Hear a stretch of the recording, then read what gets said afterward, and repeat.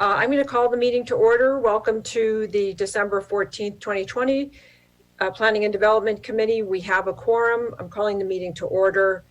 Would someone make a motion with respect to suspension of the rules?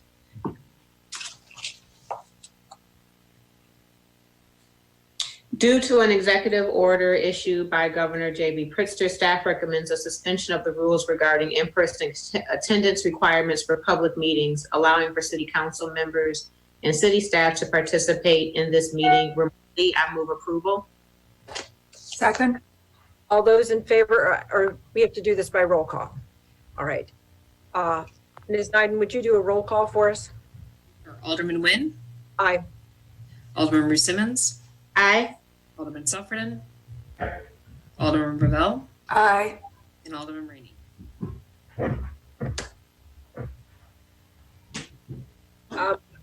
Ms. Nyden, I realized we didn't call the roll. Should we have called the roll as well?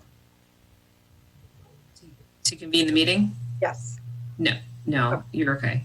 Okay. All right. So our next item is approval of the minutes of the regular meeting of November 9th, 2020. Staff recommends approval. I move approval. Second. Can we have the roll call on that? Alderman Nguyen. Aye. Alderman Simmons. Aye. Alderman Sufferton. Aye. Alderman Ravel. Aye. And Alderman Rainey. Aye. All right. Minutes are approved. In terms of, so next we have public comment. Do we have anyone signed up for public comment? Ms. Nyden? Hi, yes, this is Francine Allen. All right, Ms. Allen, go right ahead. Okay, thank you. Welcome. Thank you. I don't think I can use since I can't use my video, but that's okay. Oh, here we go. Thank you very much. Appreciate the time. Hi, my name's Francine Allen, and please, I need your help. I am faced with a potential $45,000 sewer pipe repair bill. I've been an Evanston resident for over 40 years, and I currently live at 2727 Elgin Road, that confusing part of Gulf Road called Elgin between McDaniel and Crawford. This sewer repair potentially involves excavating to reach the main sewer, which is 14 feet below Gulf Road. Gulf Road is a state road and has been newly resurfaced. The costs include traffic control for the 2 westbound lanes for 2 to 3 days, saw cut excavation, shoring, and sheet and street plates for the excavation, labor costs, hauling away excavated debris, machinery, a possible vac truck, refilling Gulf Road with IDOT specified materials, asphalt restoration per IDOT specs, and more. And this does not include the city of Evanston or the state of Illinois permits. In late August, my toilet overflowed for no apparent reason. I immediately called a plumber who attempted to rod the sewer pipe but was unable to clear it. The clog appeared to be approximately 37 feet from my cleanout, which puts it about 8 to 12 feet into Gulf Road. Ms. Allen? Yes? I'm sorry to interrupt you. I think you may be speaking at the wrong meeting. So you may have signed up for the city council, and this is a committee of the standing committee of the city council. This is planning and development. Mm-hmm. And so staff indicates to me that actually you were signed up to speak at the city council meeting. Was that what your goal was? Yes. Okay, so if you could wait until the city council meeting, and then you will be called on at the city council meeting during public comment. I'm so sorry. At what time does that start? At the conclusion of planning and development, this committee meeting. So Okay. Thank you. I'll probably start not over then. I'm sorry, but I didn't realize that sooner. Okay, Okay, thank you. you're welcome. Thank you. So Ms. Nyden, do we have anyone else actually signed up? Yes, there are a few people. Leslie Shad and then Sigrid Pilgrim are the first two. Okay. This is Leslie Shad. I'm a 3rd Ward resident. I just signed up because I'm in support of the Natural Areas Ordinance. I do not have public comment. Thanks. Okay. Thank you, Leslie. All right. Next we have Sigrid Pilgrim. Ms. Pilgrim, are you on?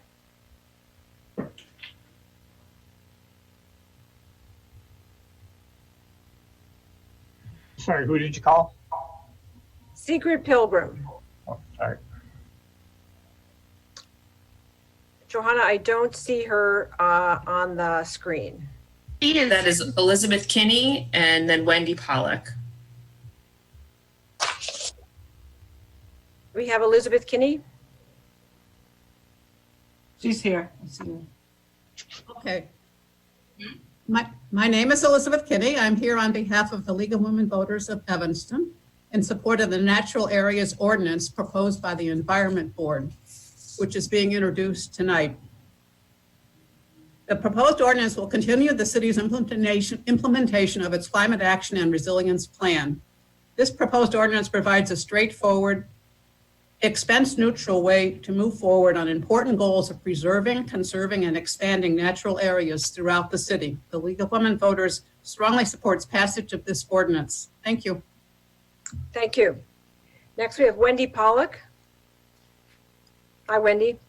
Hi, thank you so much. I am co-chair of the Environment Board, and for several years I've been working as a steward in the Lat Arboretum on one of the areas that I hope will become officially a natural area if this ordinance passes. So I am speaking on behalf of the Natural Areas Ordinance. I just wanted to add that I think in passing it, you'll be part of a national movement. There's been a tremendous amount of attention being paid to urban natural areas, especially this year, when they've been very, very heavily used, in addition to all their other values for stress relief.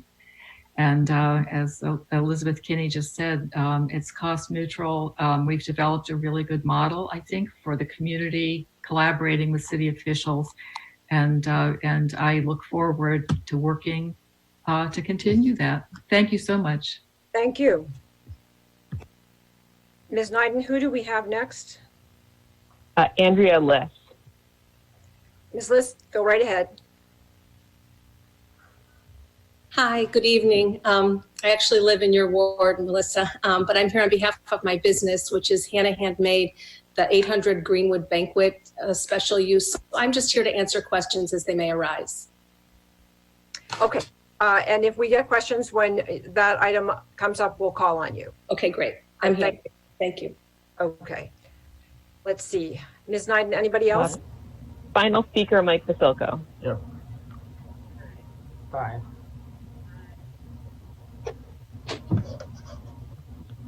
Hello? Silko, you're next.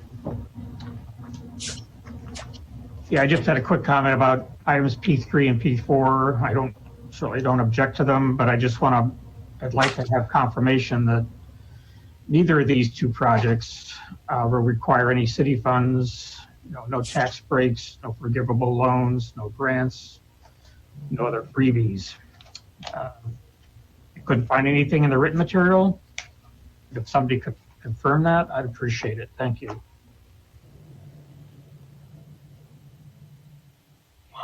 My understanding is that that is the case. All right, that completes public comment. So now we're going to move on to items for consideration. I would like to just rearrange things if we can and put item P2 at the end because we might have a little bit more discussion of that. So why don't we start with item P1, which is tenant-based rental assistance program extension funding. The staff recommends approval by the Planning and Development Committee of up to $160,000 in home funding to extend support for households currently in the tenant-based rental assistance program administered by Connections for the Homeless who have suffered loss of income or other hardships due to the coronavirus.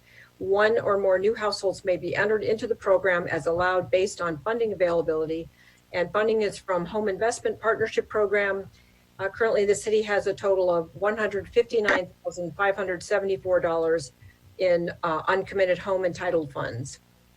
And funding will be increased to $160,000 pending receipt of additional program income. Can someone move approval of that? Move approval. Okay. Or second. All right, thank you. Discussion. I have a question. Yes, Alderman Rainey and then Alderman Ravel. Is the extension funding the $1,000?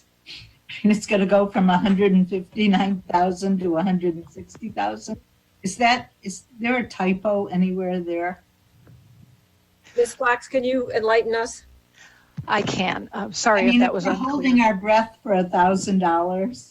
No, Maybe in GoFundMe. essence, the what we're in normally every year we come. Sarah Flax, Housing and Grants Manager. Normally we do an allocation of home funding for our tenant-based rental assistance program each year, and we bring in a new cohort of families.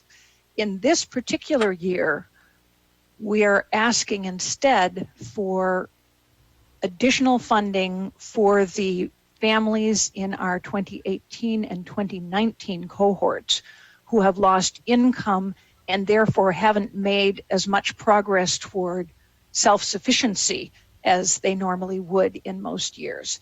Normally, our 2018 households, would have completed their 2 years of their tenant-based rental assistance program and be self-sufficient. And we have 7 families that, although they have officially graduated, really haven't reached self-sufficiency and are currently being helped by connections using state prevention funds to maintain their housing. We also have, with our 2019 households that are halfway through their 24-month period approximately, who are actually, most of the time what happens is they start out with a deeper subsidy, and as they increase their income, they take on more of their rent.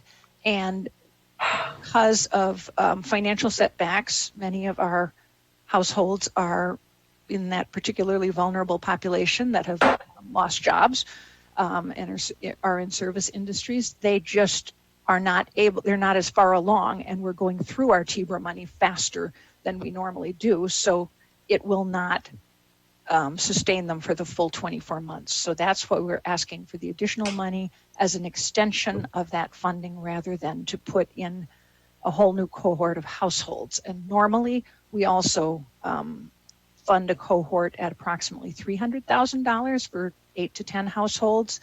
And we also don't even have that much money in this case. And part of that is because we're putting more money into bricks and sticks right now, into creating affordable units by funding the Evergreen Project, which is a very important project to provide more long-term affordable housing. So we're really in a balancing act right now with trying to keep our current TBRA households stable and not falling back into homelessness or being extremely unstably housed through this COVID-19 pandemic. Okay. All right. Thank you. Were you on, Ms. Flax? Yeah. Mm-hmm. Alderman Ravel? Well, just really briefly, this is a really important program. It helps families that are truly in need with our children in our public schools. And obviously the pandemic is having a really severe impact on, families that were already really financially struggling. So I do think it's very important for us to approve this funding this evening. Yes, I agree. Ms. Flax, I had one question. In the materials, it said that one of the families had fallen back into homelessness.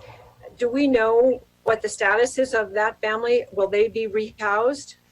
I would like to have Jen Foyer-Crystal, who is here from Connections, to maybe give you more information. I asked her to be here specifically because of all the work they're doing. They are continuing to work with these households, but I'll let Jen. Sure. Yes, so I'm on. The video is not on. Is that okay? Yes, that's fine. We'll Okay. see if the host can admit you, but why don't you go right ahead? Mm-hmm. Sure. So this family, there we go. Okay, there we go. Sorry. So this family, yes, we're still engaged deeply with them, and they're currently sheltered with another agency, and they would be one of the families brought back in that 7 that Sarah's talking about. So all families that graduated during the pandemic would be brought back in for extensions. Some of them are faring better than others. but they're overall all having some sort of struggle during the pandemic, whether it be paying their entire rent in full or having issues finding jobs where they have the flexibility to do e-learning and work. So we've stayed in close contact with all of them. Okay, good. Mm-hmm. All right. Are there any other questions? Thank you very much. Yeah. Okay, seeing none, Ms. Nyden, would you call the roll, please? On item P. Alderman Fisk. Sorry, I thought she had joined. Alderman Nguyen. Aye. Alderman Bruce Simmons. I abstain. Alderman Suffredin. Aye. Alderman Ravel. Aye. Alderman Rainey. I'd like to know why Alderman Simmons abstained. Exercising an abundance of caution. Connections for the Homeless is a tenant of mine. Oh, okay, got it. All right, so the P1 passes 4 in favor and with 1 abstention. Okay, thank you all. So the next one, as I said, P2 will leave to the end, but the next item is P3. I'll go ahead and describe it. Ordinance 121-020, special use for a banquet hall, 800 at 800 Greenwood Street in the C2 Commercial District. The ZBA and staff recommend the adoption of Ordinance 121-020, granting approval of a banquet hall, 800 in the C2 Commercial District. The applicant has complied with all zoning requirements and meets the standards for special use for this district. Okay. Is there a second? Second. Okay. Committee, would you like to discuss? Alderman Ravel? Well, I guess I have a question about the potential number of evenings that this banquet hall might be being used. I'm thinking in particular of the music and the impact that might have on nearby residences. If the occasional evening with live music is one thing, but with music night after night, it can be problematic, I think, for residents. So I would be interested in knowing a little bit more sort of about what the plans are for this facility. Ms. Liz, can you come back on and perhaps give us a little bit more explanation? Yes. I need someone to start my video. Yes. We'll get the host to do that. Okay. Great. There you are. Okay. Hi, thank you so much for asking that question and for being here to listen about my project. The plan for this venue, I will just say 2 sentences. The reason for this venue started, I'm a graphic designer. I'm in the invitation special event business. I've been in business for 29 years. And because of the pandemic, all my events have been canceled, and I'm looking for another way to use my building and keep my business going. The space is small. The concept is to do intimate, small events. The maximum that the space can hold is 50 people. It's between 10 and 50. And so these are micro events. They're small rehearsal dinners, anniversaries, birthdays, and so on. In terms of how much, to answer your specific question about the music, I've had lots of event planners and other professionals since I've been in the business for 29 years. I've had a lot of people out here to look at it. With small events, amplified music is not the mainstay. It's just too much power for a small group of people. So the thought would be that it might be a guitar, or a violin, or something. It's not a music venue. It's an intimate, elevated, refined venue to have a place for people to gather outside their home. So I don't anticipate, it's not a rock and roll place or anything of that nature. In terms of how many nights, I don't know because I haven't started yet. I hope there will be many nights so that I can sustain myself. I'm very aware of my neighbors. I'm here every day. I work all the time. I live in Evanston also. I moved to Evanston in 1982. I'm a longtime resident. Came here to go to graduate school. And as I said in some of the earlier meetings, the question you're asking, Alderman Rainey, was really focused on, in each of the meetings, everyone wanted to know my plans and neighbors as well to not create a nuisance for other people. And I'm aware of that. I don't want to have any problem with anyone. I will make myself available to help and mitigate any such difficulties. Thank you. Alderman Rainey. I love this project. When I read the transcripts from the zoning meetings, it just seemed I could just picture it in my mind's eye. It's a venue that we don't really have, and probably people who want to have these small things aren't really welcome. I don't know, at the Orrington or someplace. And so I just thought it just seemed so quaint and so boutique-y. I hope I get invited to something there. So good luck. You must. You must. And this is a rough time to be doing events, but probably by the time you get up and operating, maybe things will loosen up. So, I'm very much in support of this. Good. Okay, well, thank you, Alderman Rainey. Thank you, Ms. Liss. So this is for introduction tonight. So, Ms. Snyder, do we need to vote for this? Yes, you do. Okay, can you call the roll for us?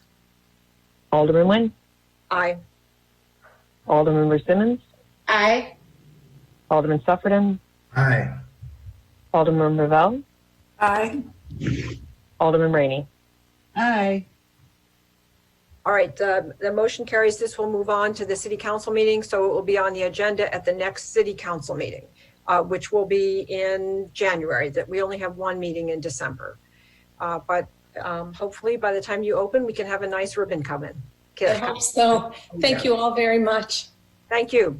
Good luck. Bye, thanks. Okay, so our next item is, hold on to everyone.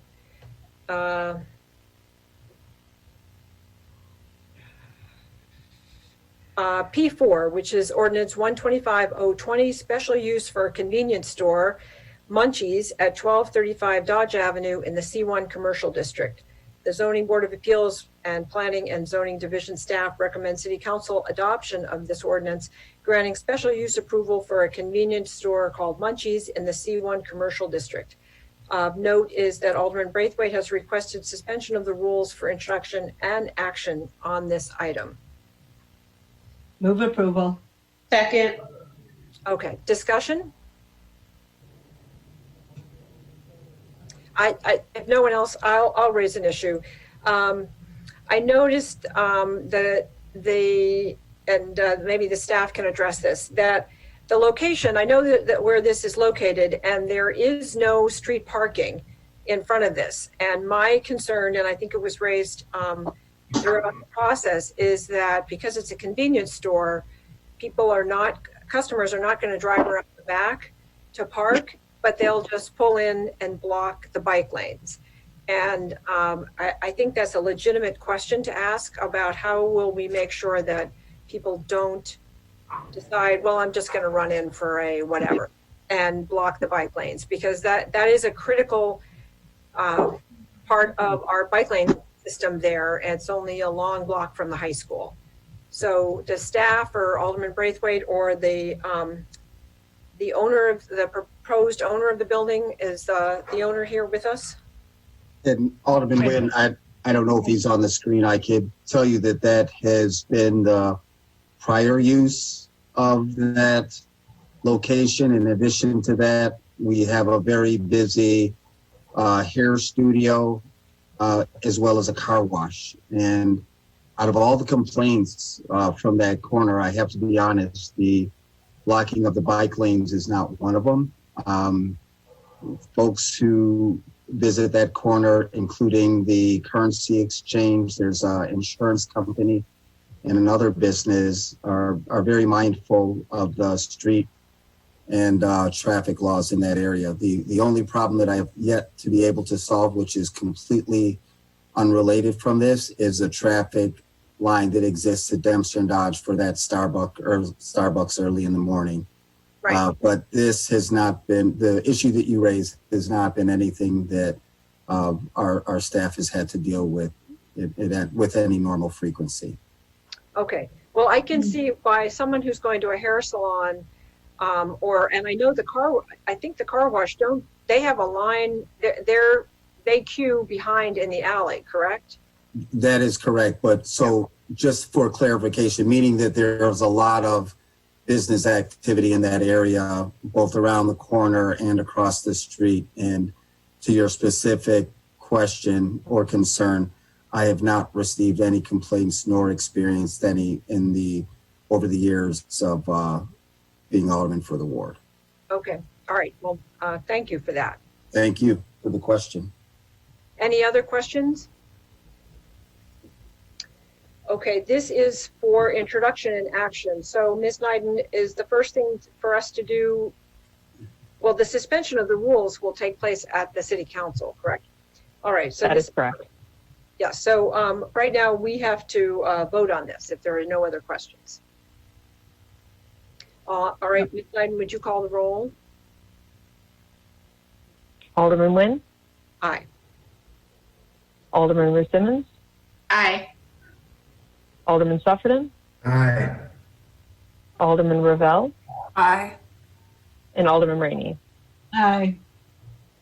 All right, by a motion of vote of 5-0, this item is introduced and moves on to the city council, where the council will decide whether to suspend the rules and approve this evening. So now let's move back to item P2. Thank you. You're welcome. Bye, Peter. So item P2 is Ordinance 78020, amending Title 7, Chapter 10, City Parks, to add a designation of public parks and natural areas. The staff recommends City Council adoption of Ordinance 78020, amending Title 7, Chapter 10, City Parks to add this designation. This is for introduction. Move approval. Second. Okay. So I understand, Mr. Jensen, you have a short presentation to make for the committee. Good evening. Yes, I do. I'd be glad to share that, or as I did at APW, be glad to just give a quick synopsis of it and indicate why staff is recommending approval of this ordinance, but I take direction from the chair. If you'd like me to do the presentation, I'm glad to. Committee, what would you like? Would you like a short presentation? Sure. Yeah, go ahead, Mr. Jensen. Yeah. Excellent. Okay. So good evening, members of the committee. Kumar Jensen, I'm the Chief Sustainability and Resilience Officer for the city, and I have the pleasure of presenting the introduction of the Natural Areas Ordinance this evening.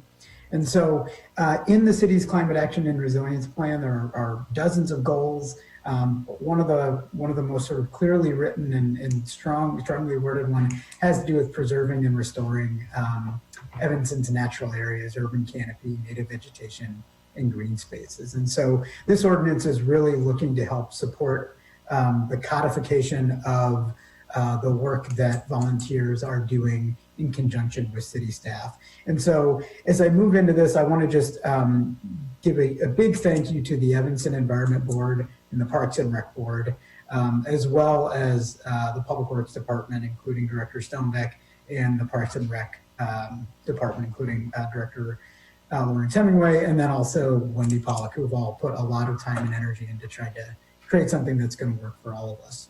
And so the goal of the ordinance is really to honor and create a process and a practice of codifying the work that's being done by residents in conjunction with city staff. And so this is a group of photos from a variety of different, some of them are work days. The one on the bottom right is from a celebration of the city becoming a certified natural wildlife habitat. And so this is the type of work that's already taking place, that's already has a ton of support, and there is really good collaboration. And so we're trying to create a process that makes sure that the work that's being done is honored and done in a way that is supportive of the city's goals, as well as the desires of community members. And so the ordinance basics are, as I've said before, creating a definition of what a natural area is within the city's code. establishing a specific contact person within the city to handle questions, concerns, and processes related to the work taking place on public property. And that person would be designated as the natural areas officer. This person would sit in public works and would report up through to the public works director.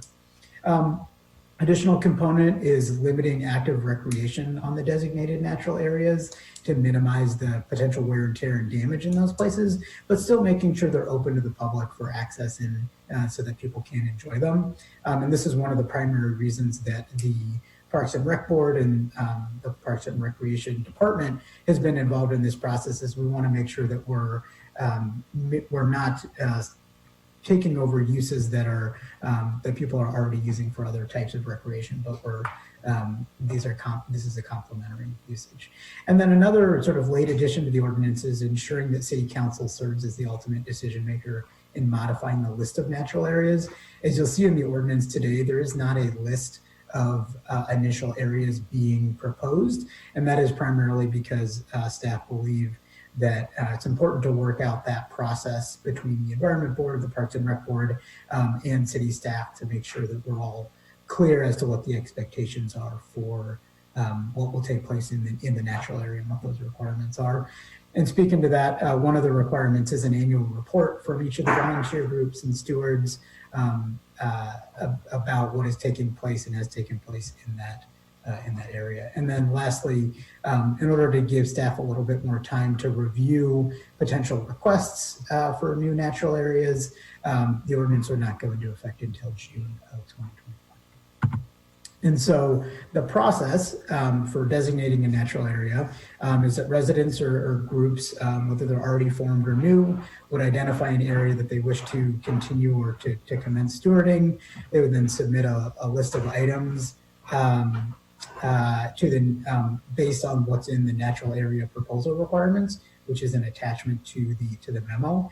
And then the natural areas officer would review the information that's been submitted, likely would begin conversation with residents, and then work to bring that proposed area to the Environment Board and Parks and Rec Board prior to moving it to City Council for approval. And then of course, an annual report would be required each year after the area has been established.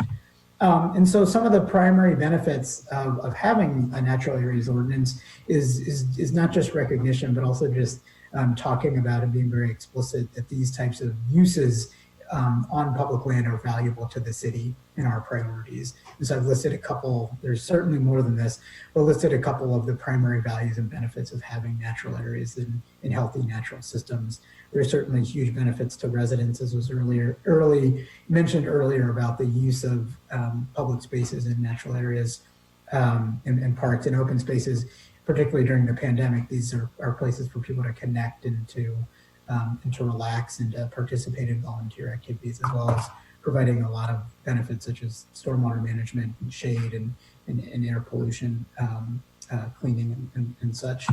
And so I have a list of just a high level of a couple of the existing areas that we're likely to see as potential new natural areas. This is information that Wendy Pollitt shared, which she was able to get from some of the other stewards, but this is a Clark Street Bird Sanctuary founded in 2015. Here you can see the number of volunteers involved and the just ton of hours that they spend and put into these locations. The Lat Arboretum has been around much longer than 2017, but there's a particular area within the Lat Arboretum that would be looked to be designated as an area.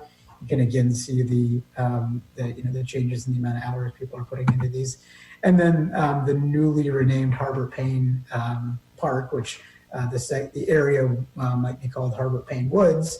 You can see that the volunteers there have been increasing along with their hours.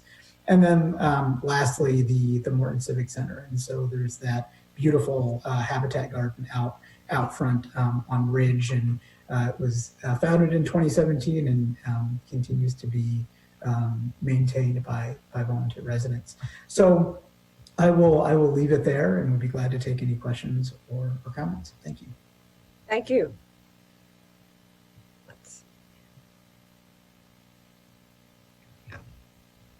So committee, any questions? Alderman Ravel.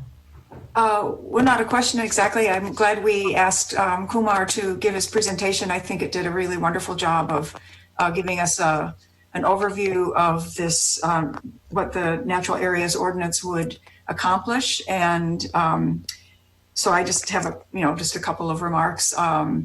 I think the ordinance will formalize and really recognize the tremendous work of committed and really expert volunteers who have been working for several years on on these various natural areas. Kumar, I don't think you mentioned how they've secured a lot of grant funding in many cases.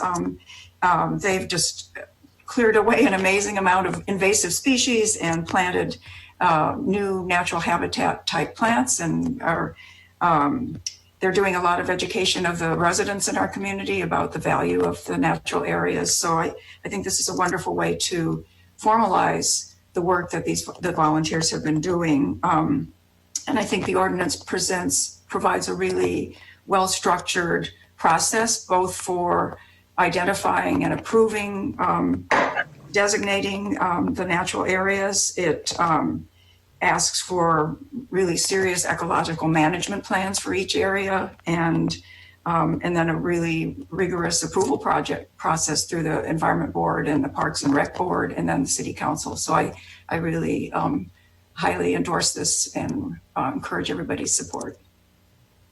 Well, thank you, Alderman Bill. Any other comments from the committee?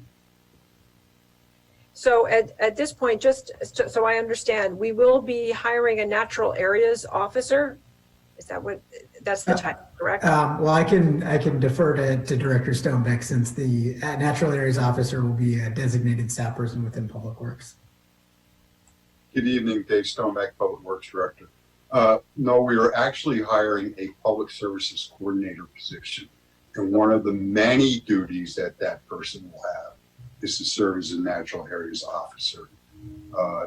This person is more or less being funded by the funds that that are now available with the departure of our environmental services coordinator, Mr. D'Agostino.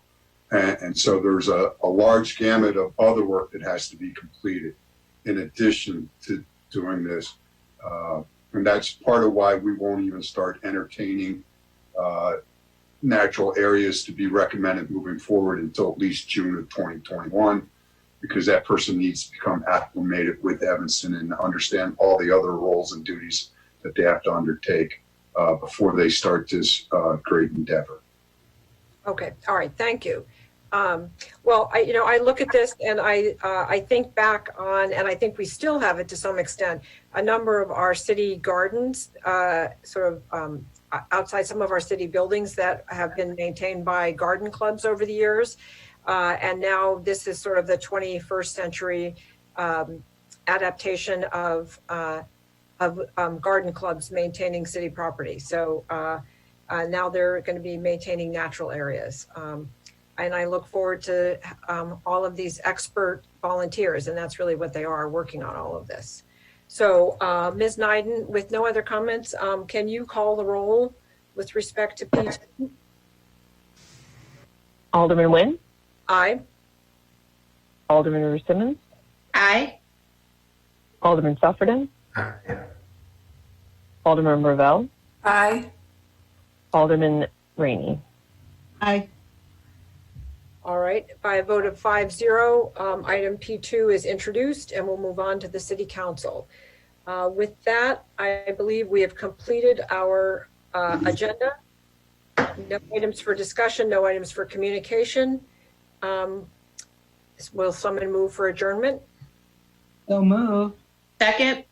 All right, P&D is now adjourned, and the City Council meeting will start 6:15, 3 minutes. Let's go. Okay, 6:15. Thank you, Alderman Sufferton.